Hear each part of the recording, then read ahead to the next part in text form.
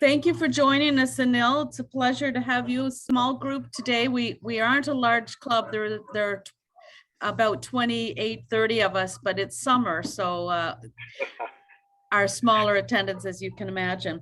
So welcome to everyone who's joined us. I'll just have everyone state their name and where they're at.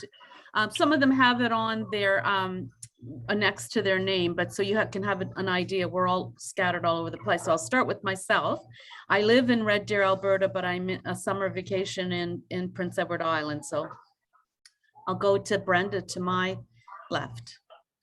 Hi, so I'm Brenda Race and I'm in Nanaimo, which is Vancouver Island, BC. A pretty place. Thank you. Yes, it is. Sharon? Hi, Sharon Blaker. I'm from Chilliwack, British Columbia, which is in the Fraser Valley, east of Vancouver. And I'm the current president of the club, and welcome. Thank you. David. David? Sorry, David Wyatt. I'm in Cochrane, Alberta. Keith.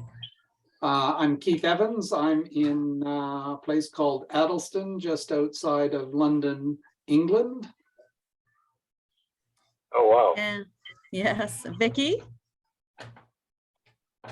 I'm Vicky Horsfield. I live in Guatemala and direct a charitable organization. And Judy. Well, you're muted, Judy.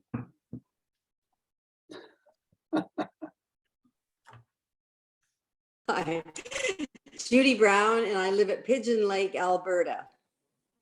Very good. So you've got about most of the board of directors here, at least today, Anil, and Keith is our immediate past president. I was a president previously. I'm the current secretary. Vicky's a director. Judy's a director. David's chair of our project services, and Brenda's new to our club. So you've got a nice mixture of people here today. So I'm going to turn it over to you. I've been introducing you several of our bulletins, and I know you've got a great presentation lined up, so I'll let you go to it. And I'll put ourselves on mute. Like, great. Thank you, and no pressure on that presentation. I'm just going to do what I've done 700 times, so hopefully I'm okay. Well, happy to be here, and thank you for, calling me, Tammy. That was quite timely. I was just about going to start eating lunch with an old college friend who I've now brought into the car back with me so that she can listen to what I'm doing, because we haven't met in 15, 20 years. Maybe she'll become a Rotarian after this.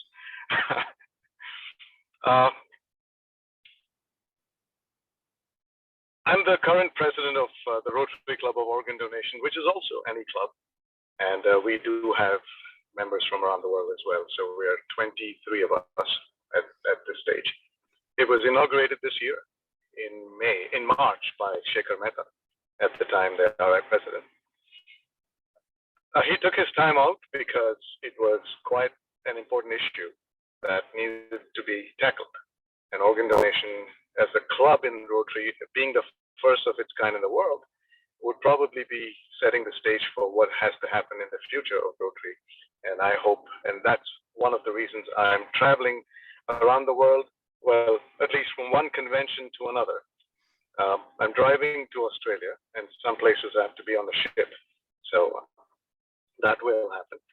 And my goal is to speak to 100 clubs, because I'm trying to unite Rotary for organ donation. We've done it.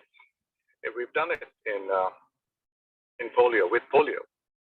Someone had a dream a long time ago and said that we want to eradicate polio from this planet. And look where we are today, right? And I'm having a similar dream, which I hope I can have others dream as well. And because I cannot do this alone, and I think it's quite, it's nice to have my Rotary family come in on this as well. It's called No One Dies Waiting for an Organ. And will it take 30, 40 years? I hope not. It should happen sooner. But there are certain things we can do to make it work, make it happen in the short term. And then the long term, of course, it's about life. We want everyone to live their expected life expectancies. And therefore, it's not something you can hurry up.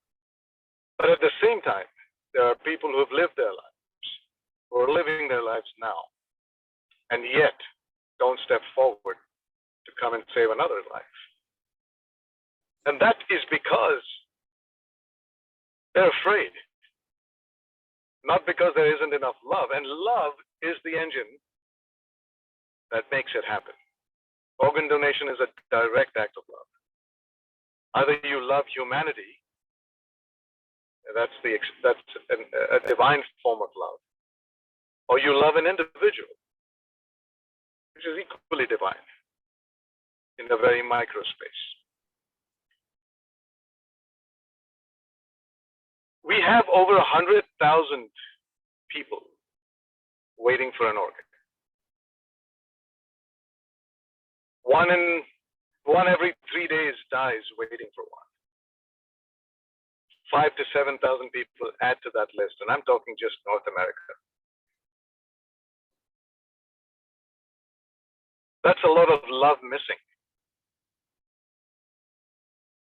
Is it really missing? I don't think human beings are born sans love. I think the love that we are born with, or as a result of, gets hidden in how we bring ourselves up as human beings, surrounded by fear. There is a consequence to everything that we do that we are taught to be afraid of. We hear the word no more often than yes. And we've done this to ourselves. What about changing that around? It's about how you see life, right? I'll give you a short analogy. It's gaining popularity. The word sorry is becoming redundant because it's a very selfish word. You're expressing how you're feeling to somebody else that you hurt or disappointed or whatever you did. It's never about them.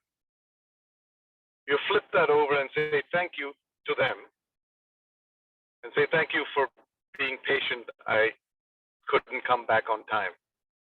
Thank you for being there and sharing your grief with me, rather than saying I'm sorry about your grief. It puts that person in front. Likewise, love does that. But fear is about us. Grief is about us, not the person who died. It's how they made us feel. And we're very good at expressing that. So this fear that comes in the way of love is resulting in all of these people waiting for an organ and dying. Can that change? Of course it can change. How? Fear is nothing but something caused by an unanswered question. What we don't know about, we're afraid about.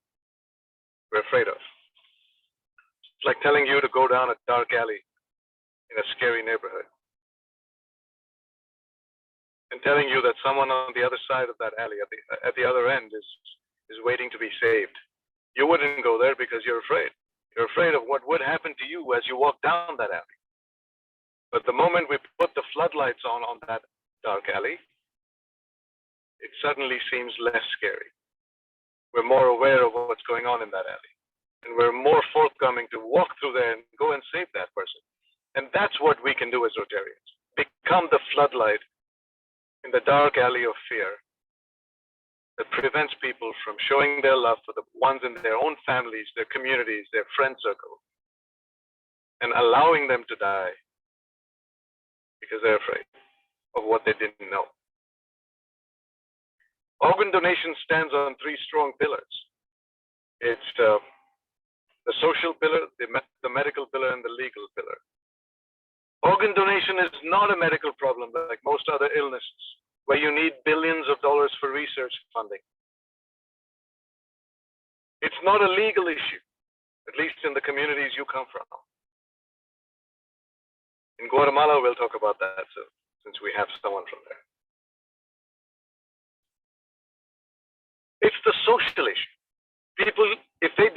forward, the medical pillar and the legal pillar just stand there waiting.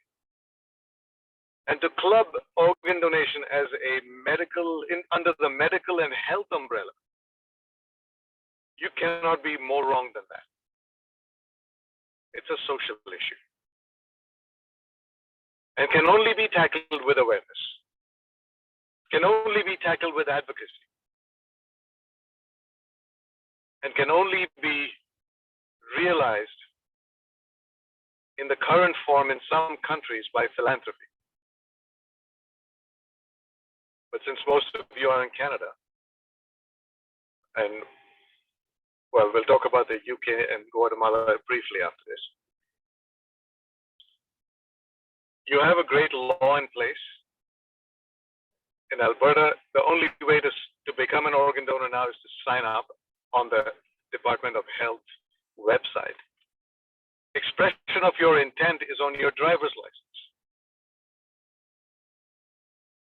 Now, I don't know how many of you have signed up to be an organ donor on your driver's license.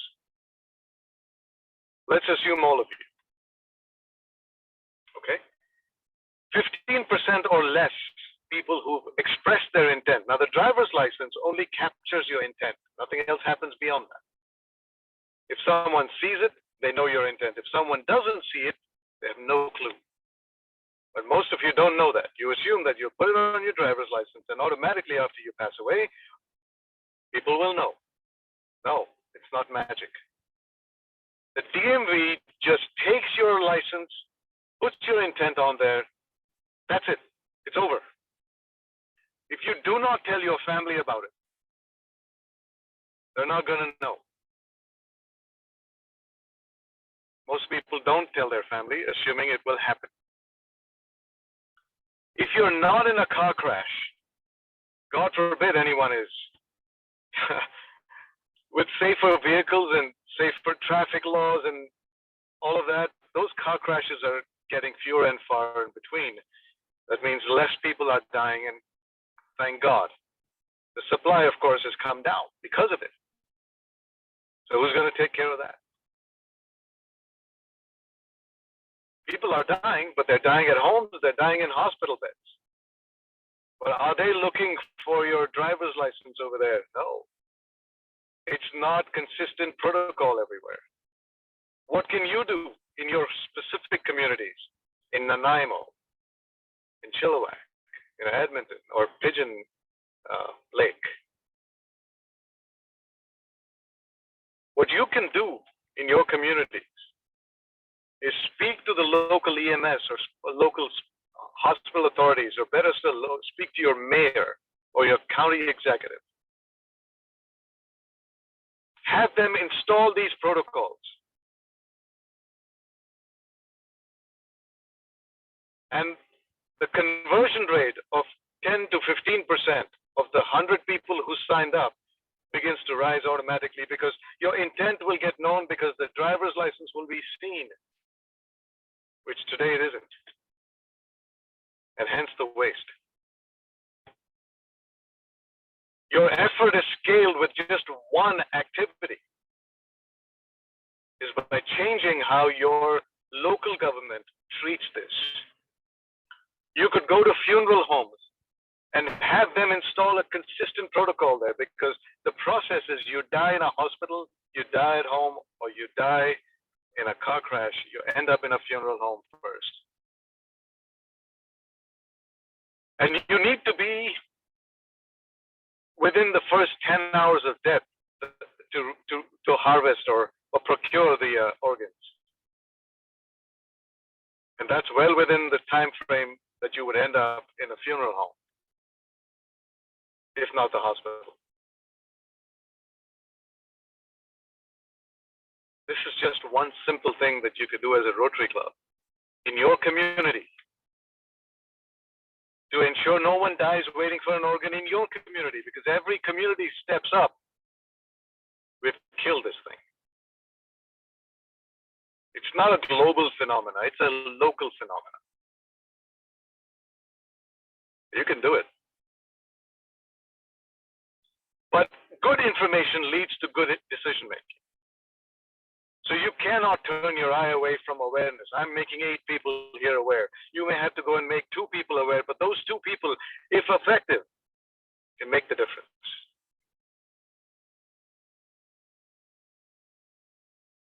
Maybe in your local communities, you can get together with the Kiwanis, the Lions, and do a joint project for one thing, that no one dies waiting for an organ.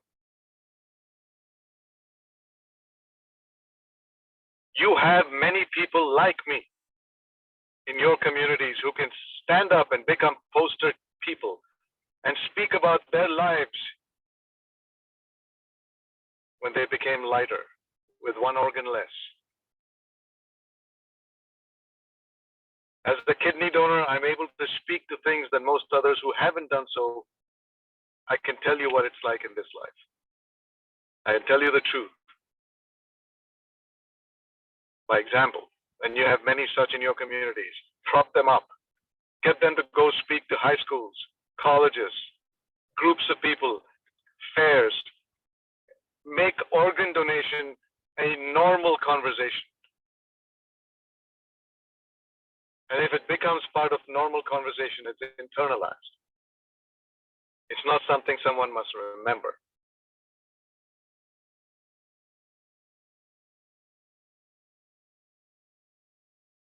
I know Canadians are generous by nature.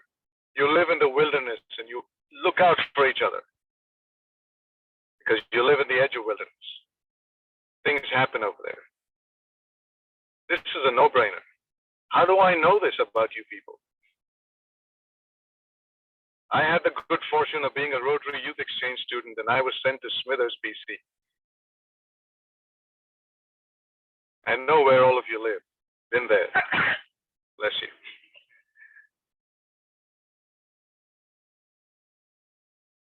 So you could just step up and become part of the solution. It doesn't take money, it takes commitment. And as normal people doing extraordinary things, also known as Rotarians, this is not a difficult task to achieve. Not at all. If you can become a 100% donor club, become a 100% community of organ donors, create a little competition for your next door neighbors, have a little fun doing it. I know it's a dreary subject. I sound like the Grim Reaper, come and give me your lives. It could be fun. Canadians rank quite high in the happiest communities in the world, while Bhutan is the #1 and has been for the last few years, decades. And one of the main reasons they're so happy as a community is because they have embraced death as a normal thing. They're not afraid of it anymore. And when you're not afraid of something, you will live with your head held high. What do you have to lose? And you die once, you don't live once. You live every day. So how are you going to make every day count? And even that one thing that you do once, dying, you can defer it a little bit. Send your organs to someone who needs it and live through them. Because when you die, it's nothing but your energy leaving your body, which decomposes. So that energy transfers with your organs into somebody else. And you are living, just not in this body, which is what resurrection is about, right? Or rebirth, if you believe in reincarnation.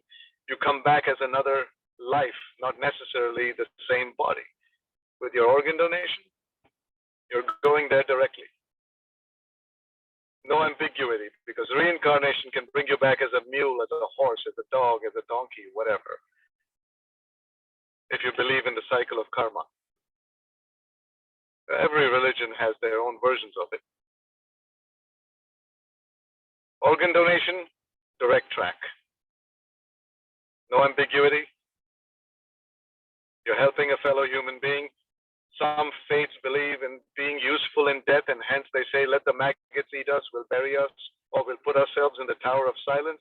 By the way, that community, which is called the Parsi community, they were exiled from Iran, also known as Zoroastrians. They put their bodies up in the Tower of Silence, which is high above there, because they believe they want to be useful to the birds in their death. And today they're celebrating a new year. This is their new year. So if you know somebody in that community, please do wish them. If you want to be useful in your death, why are the birds taking precedence? Why not another human being who are part of nature? We are also part of nature. We see ourselves as different for some reason. So give up what we have to the people in your community, and the rest of it that cannot be used can still go to a maggot and be useful to them. That's what's happening at the end of the day, right? Let's be practical. But for those that you leave behind, like when my father left us and we put his eyes into somebody else's body, well, not the real eye, but the cornea, it leaves us, the ones he left behind, a lot more satisfied, taking care of our grief, that selfish emotion I spoke about. I now believe my father is around still. Just not with me. He doesn't have to be with me because love transcends physical proximity. It's a feeling. I know he's there. I know someone out there is looking to this world through his eyes. And to me, that's enough. I don't grieve for my father. I celebrate it now. So any which way you look at it, there's only good that can come out of it. And there's no religion in the world that prohibits it. So let that not be a stumbling block. It's those that interpret this. The interpretation is wrong, and that interpretation also comes from fear, from the unknown. Or with the intent of installing fear. Because fear is the only way you can control somebody. Because love is free-flowing. There's no control in love. And that's why religion has been used in more than one occasion to instill fear and control. What do you want to do? Happy to answer any of your questions. I hope I left you with a few thoughts. Happy to work with you as a Rotary Club on a global grant that I'm working on the philanthropy side, because organ donation is still the privilege of the rich in other countries. You have the benefit of not having to deal with that. So I'm starting what I call a Lift Up program. It's an acronym that expands to life-increasing funded transplants for the underprivileged. There are lots of people who have organ donors in their family willing to donate to them. They just cannot afford it. And that's a shame. Collectively, if we're able to raise this money and save even one life or 10, my goal is 100. I know we cannot change the world with 100 lives, but somebody in there we save could change the world. And that's the hope we live in. So participate in the Lift Up program. I'm trying to raise $1 million through all means possible, and then a global grant. And that will save 100 lives right there. People who otherwise didn't have a chance.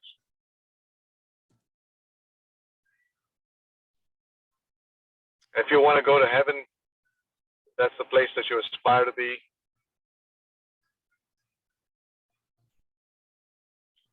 The easiest way to make it on top of the line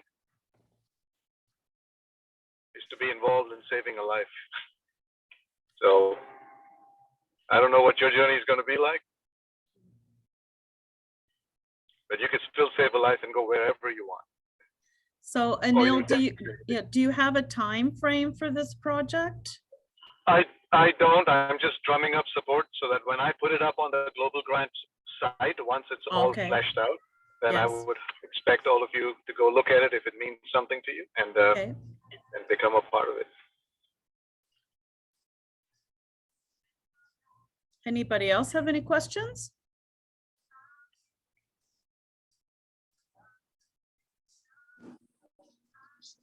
I just Anil, wanted you to reflect. Go ahead, Vicky. Reflect on your comment about one of those people who might be saved by getting an organ donation could be the person who saves the world. And that's our premise here. just one of these kids that we help get an education might be the one to change his community, change the face Absolutely. of poverty, change the corrupt government. Absolutely. So that's why we do what we do. Exactly. The same principle applies here. And Vicky, I wanted to tell you that I'm driving towards Argentina and I'm going to be passing Guatemala. If I can get opportunities to speak to people over there, I would welcome that and appreciate it, because Okay. that's the goal. Okay, how can we connect? Tammy, will you send Yeah, in my I'll email address? I should will. be there. I should be there in October sometime, towards Okay. the second half of October. Perfect. I will send it to you, Hey. Vicky. Yeah. So Anil, I have a question. You mentioned that just having our name noted on a driver's Okay, license look for it.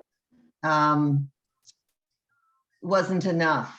What else do we need to do? Do we have to go in and actually complete? Do you know the process No. here? Yeah, I know the process. See, that's the thing. You've completed the process. It ends over there. But what happens after that is you've got to inform your family and Oh, put right. in place. Inform your family. It's good for them to know. Yeah. But put into place protocols, because see, when the EMS comes into your home on a call of death, they're not going to talk to your family about was he an organ donor, was she an organ donor. It's too sensitive a time to do so. But if they only asked as part of their procedure of ID, instead of asking for some other form of ID, ask for the driver's license. It's a very passive way of knowing if that person was or not.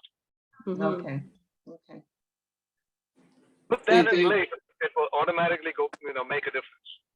They changed the law here in the UK, right? Which you didn't Yes, mention. you're an opt-out. We're automatically now in the UK assumed to be willing to be an organ donor unless we actually Wow. opt out of the system. Oh, boy, That's that's good. fantastic. It's relatively recent. I don't know whether it has improved the It's not.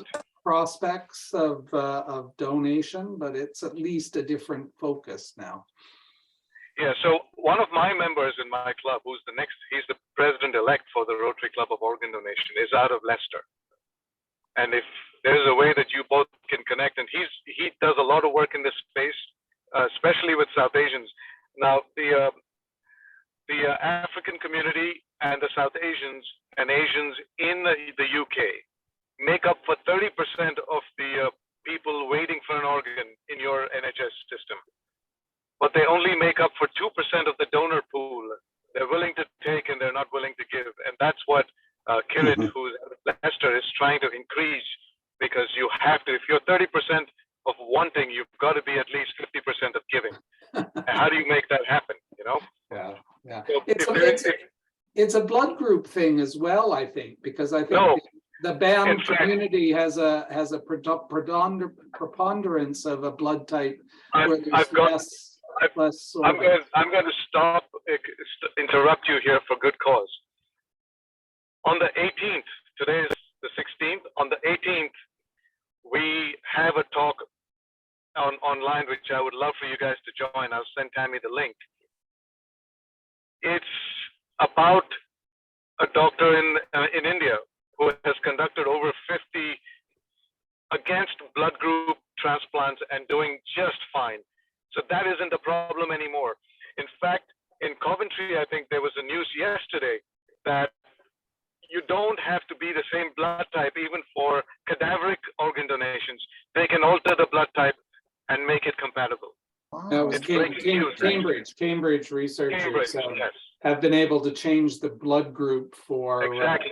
So And that's this was not in, even an excuse. and it was in that article that it was mentioning that the one of the big pluses is for, specific ethnic groups that have blood types that are not as common as Exactly. others. This is a breakthrough that can help them. And it was like 3 or 4 hours after a body, sort of after death, that they were Exactly. able to extract the organ and then flush it with O blood, so that it became an O organ, which is a universal, right? So that's Correct. So all I'm saying is, let's choose the social side, because the medical side is doing their job.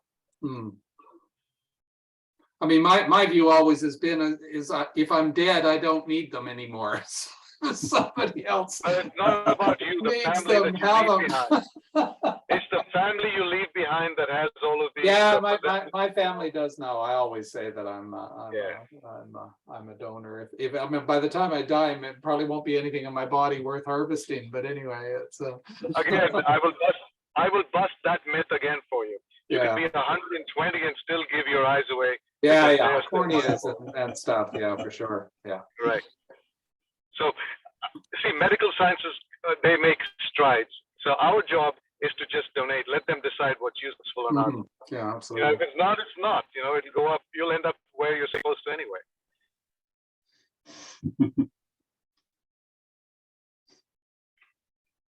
So I hope as a club you would do something and you know, add organ donation into the mix of the projects that you do. Don't see it as your cup, fill it over. See us as this little sugar that we add to that cup. It's sweet. It won't raise the level. Well, thank you, Anil. It's a very interesting message that you have to share. And I think that most of the people in our club, we've talked about this once at coffee chats, so we have every Thursday. And I believe quite a few people in our club are currently organ donors, but definitely something worth considering down the road. And you're going to send me another link to, was that the idea, to another presentation? I could put it in our. Yeah, we have a talk that I'll send you a brochure. That Okay. I'll do it right away because I could tend to forget because I have another talk I'm driving to today. Okay. Yeah, because I'm in I'll put it in Maryland. our bulletin.